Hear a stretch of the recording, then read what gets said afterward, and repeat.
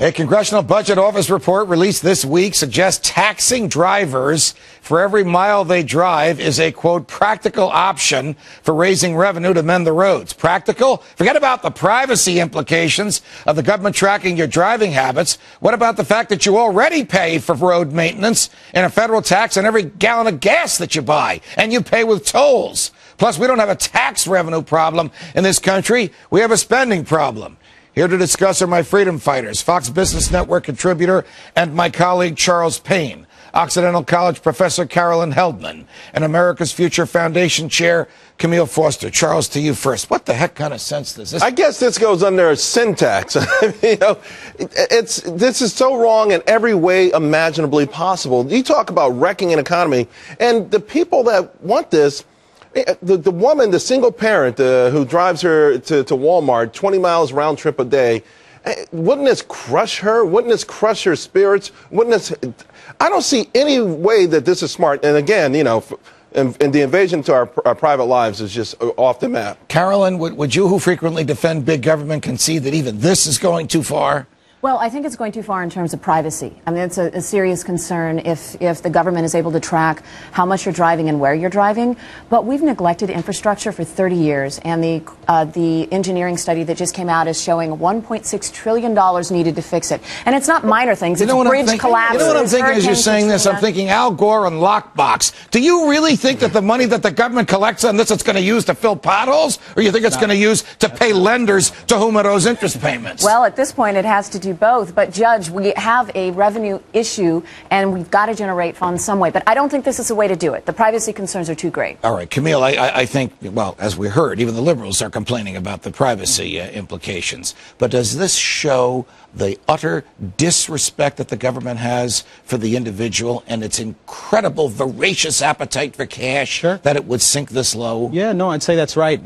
I'd also say, I mean, you already said it, Judge. We do not have a revenue problem. We've got a spending problem. If we need a couple extra $100 billion to spend, the Department of Transportation has a $100 billion budget, and we're using it to subsidize light rail and all sorts of mass transit programs. Needed. Again, over how many years do we need that? Over a decade. Fine, you pull that out. How long does that take you with $100 billion a year saved by shuttering the Department of Transportation? Do you think that the government is actually collecting less money, Charles, in tax from gasoline because people are driving less, either because gas costs so much more or people are using mass transit? In other words, is the government a victim of its own efforts to get us to use more mass transit? And is this the catch-22? Well, it is a catch-22 that they are pushing both at the same time. We're going to hike the taxes here, and we're going to also ask you to take move into urban areas and take walk to work and take a train. But at some point, it becomes, there's a tipping point to all of this, and we know that. All right, Kmele, I thought of you in mind when I thought of this question. This is to tweak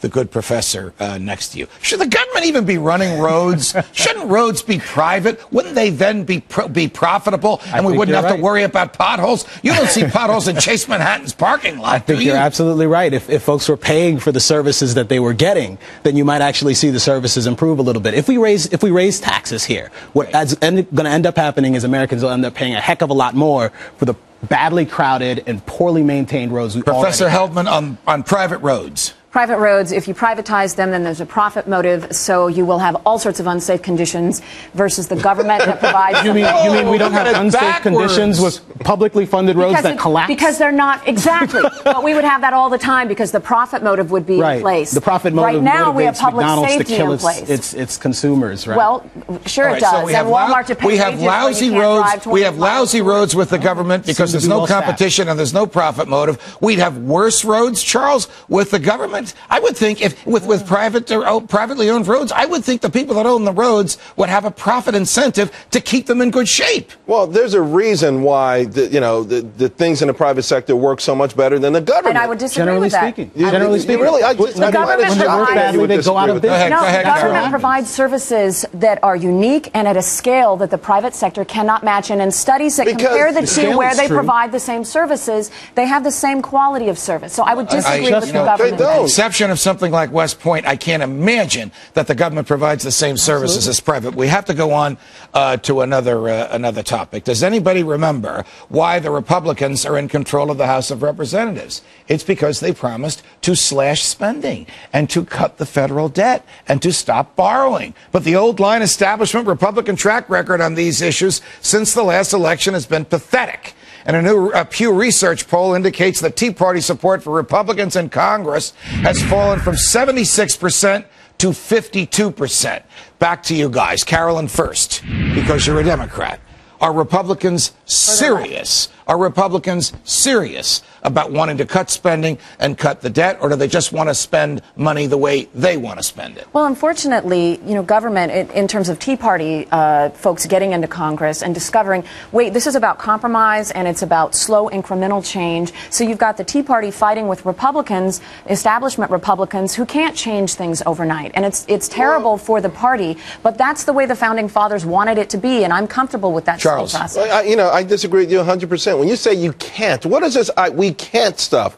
Compromise. You have to compromise in legislation. Listen, we're running into issues where there is no compromise. Such as? Our debt, our deficit, our country, to your point a minute ago, is falling apart in many different ways. We don't just drive to the end of the ocean, end of the whole thing and fall off the end. We can see it. We can see the destination. We must change it right now. Of course, the Tea Party is turning on the established Republicans, as they should be. Don't the establishment Republicans recognize that John Boehner, Speaker Boehner, would be Minority Leader Boehner had it not been for the Tea Party? And isn't there some, at least, intellectual effort on their part, the old line Republican leadership in the House? I'm saying old, most of them are young folks, but their mentality is old, to serve the needs of the Tea Party voters who put them in the majority. Right. No, I think they're acutely aware of the fact that they're there to cut the budget, to reduce the budget, to get rid of the deficit. We've got $1 trillion deficit as far as the eye can see.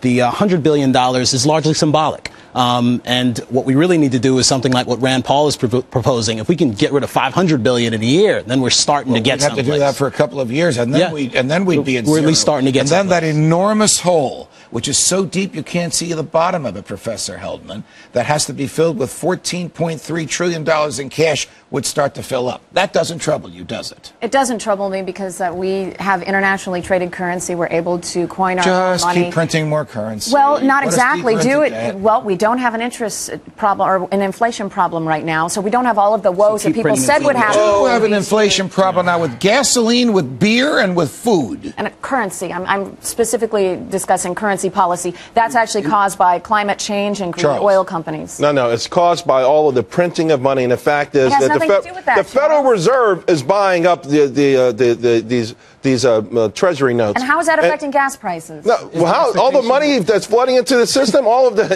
reduces the purchasing power of every dollar. But we're talking about the actual price of gas going up to over $4 a gallon, and that is corporate greed. That is not an multitudinous factors. Okay, corporate greed. Simply can't. I would agree. In the state of California, where you pay $4 a gallon for gas, do you know how much of that goes to the government? 88 cents goes to the government. Incredible. That's far more than the profit that the oil companies make on that gallon of gas. So where is the greed? In the oil companies or the government? Oil companies are making more profits than they've ever made. They have the deepest pockets of any industry. That the notion that there isn't a lot of corporate greed going on when you look at the spike in gasoline that occurred you guys are a great combination, and I'm very happy you're here. Kmele Foster, Carolyn Heldman, my good buddy Charles Payne, thanks very much. Have a great weekend. The plain truth on the president's